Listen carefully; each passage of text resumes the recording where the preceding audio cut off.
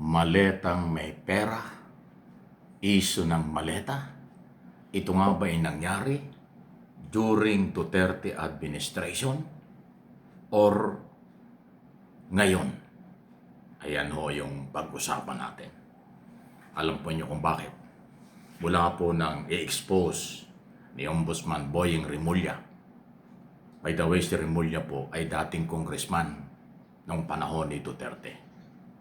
Kanya pong sinabi nung isang araw lang na yung isang picture na ebidensya ng 18 nagpakilalang dating sundalo na tinatawag na Maleta Boys ay picture na binubuhat yung maleta nung panahon pa ng 19th Congress or mga nakaraang kongreso na ang tinukoy ang speaker noon ay si Alan Lord Velasco ng Marinduque. Hindi naman sinabing may kinalaman ang dating speaker Velasco.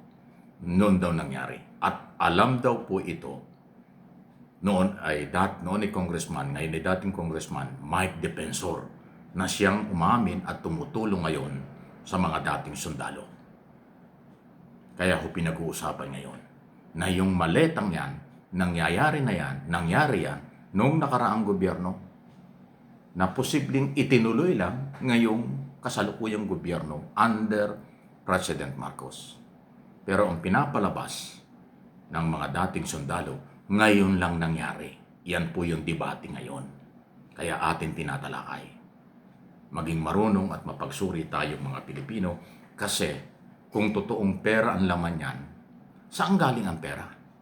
Malaki ang posibilidad na yan ay pera ng mamamayang Pilipino na may kaugnayan sa mga iskandalo ng grafting korupsyon noon sa flood control program at ngayong sa Marcos administration. Inaamin ng Malacanang at ng Pangulong Marcos, kaya nga kanyang ipinatigil dun sa State of the Nation Address, SONA, ng last July 2025, na merong korupsyon. Mahiya naman kayo at nadiscover sa mga investigasyon meron.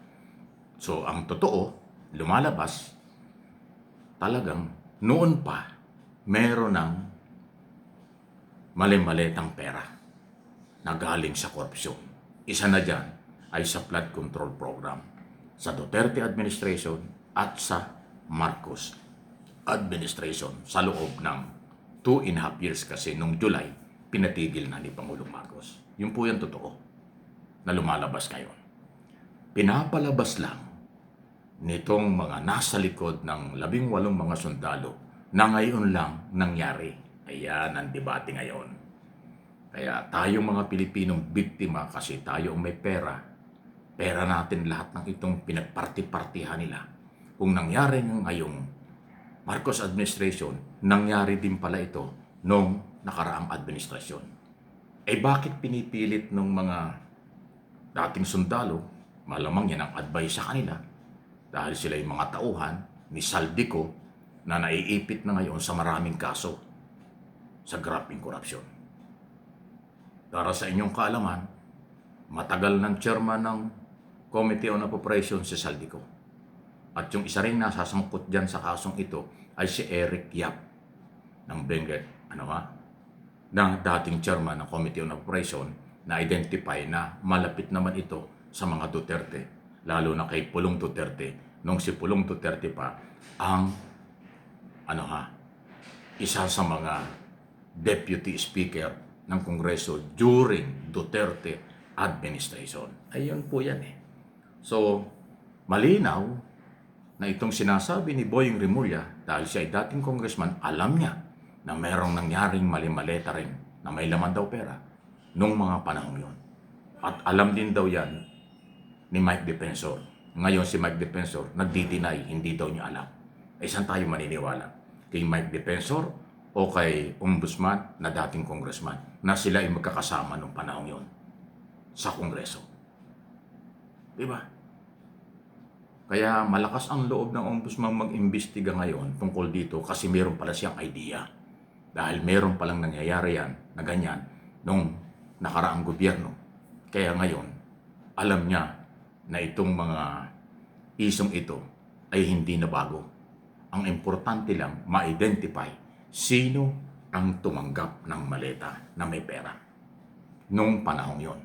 Ngayon kasi, sinasabi itong mali-malitang ito ay basura. Wala namang nakitang pera. Wala namang maipakita silang pera ang laman. Kinabi nga ni Orly Gutesa, basura ang tawag nila. Ayan po ang buhay ng maleta. Saan tayo maniniwala? Yung maleta noon o maleta ngayon? Sino ang binigyan ng mga panahong yon at sino ang binigyan ngayong panahong ito? Ibig sabihin, nagpapatunay, matindi talaga ang nangyaring korupsyon noon at ngayon matapos madiscover ni Pangulong Marcos. Kaya nga, pinatigil, pinaimbestigahan at marami ng kinakasuhan. Ayo, di ba? Sunod po na pag-usapan natin, may bago nga pong truck, pick up ng mga dokumentong isinumiti na ang ICC dahil sila ngay malapit ng ma-abolish, malapit ng mawala ang Executive Order number 94 na bumuo ng Independent Commission for Infrastructure Investigation, ICI. Okay? Nalilito tayo minsan katunog ng ICI, yung ICC. Yung ICC ay yun pong sa kay Duterte sa dahig. Ito, ICI, nagsumiti na ng dokumento para sa final recommendation. Ngayon, nasa kamay ng ombudsman yan. Hindi natin alam kung kailan ilalabas. Kailangan ilabas na nila sa lalong madaling panahon kung sino ang inirekomenda, mayroong mga sapat na ebidensya, may probable cause para sila kasuhan sa Sandigang Bayan at naglabas ng warrant of arrest ang Sandigang Bayan. Hindi natin alam yan. Pero meron pong susunod. Initially, mayroong binanggit silang 8 na mga congressman. Pinangalanan na nga. Karamihan ay mga party list o yung tinatawag na contractor.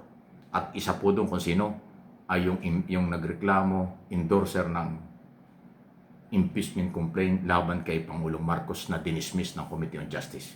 Yung nag-iisang congressman doon na nag-sponsor kasama doon sa contractor na inirekomendang kasuhan na. 8 po yun Karamihan nga party list talaga ng mukhang pinagkakakitaan talaga yung party list So ano pong inyong masasabi? Please like and share, okay? At subscribe dito sa ating mga channel. Pati po mag-follow kayo doon sa Facebook page at saka dito sa YouTube channel natin kasi hindi tayo titigil. Lagi tayong magpaparating ng mga impormasyon at kung ano inyong sariling opinion at pananaw, okay lang yan. Huwag lang po personal na comment. Huwag below the belt. Kasi yung iba talaga, yung mga troll, puro personal lang Nagkukopyahan lang. Walang identity. Kung minsan pusa, minsan aso, minsan manok yung picture. Minsan talaga walang kahit ano. Pero mga comment ay libelous. Ang comment ay talaga humapanganib. Yan po ay nanggagaling sa mga troll. Takot pagpakilala. Ghost yan. Hindi yan tao yung gumagawa ng mga yan. Sa totoo lang.